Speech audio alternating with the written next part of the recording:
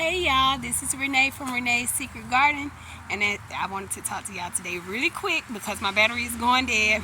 Really quick about 3 things you should do if you're going to purchase land. If you are going to purchase land, these are 3 things that you really should do before signing on the dotted line, I believe. Number 1, always try to access the property in bad weather, like this. That way you can see the drainage, you can see if there's any major flood issues, all of that good stuff.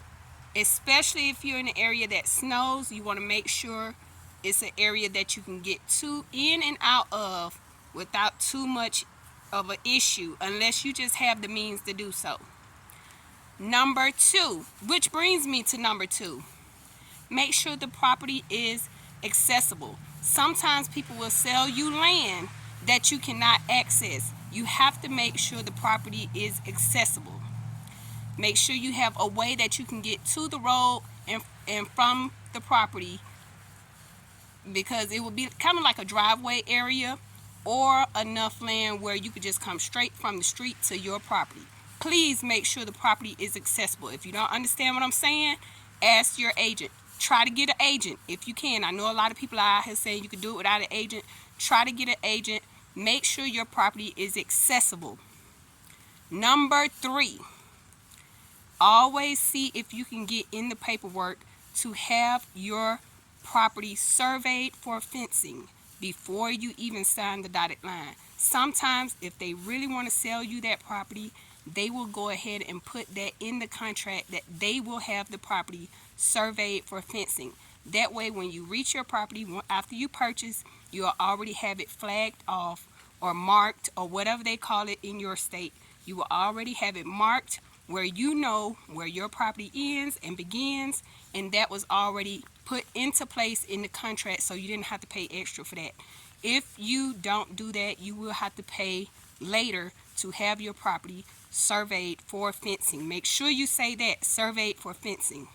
But anyway, those are my top 3 things that you should do if you are about to purchase property, especially if you're about to purchase property for homesteading. Oh, let me add in a bonus.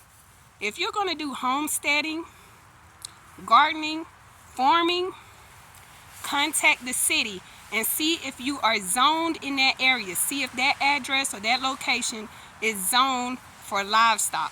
Please do that. That was a bonus. So those are my top 3. Try to go out to the property in bad weather. That's number 1.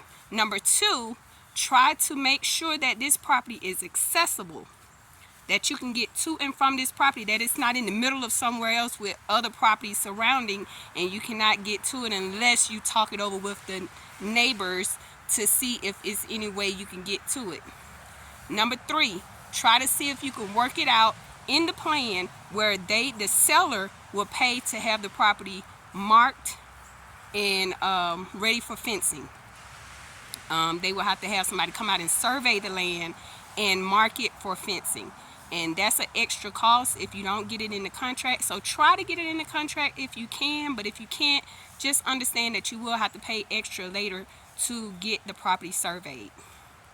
And my bonus tip, is to contact the city to see if it is zoned for livestock. You gotta do that. But until next time, gracias por ver. Thanks for watching. Adios. Bye.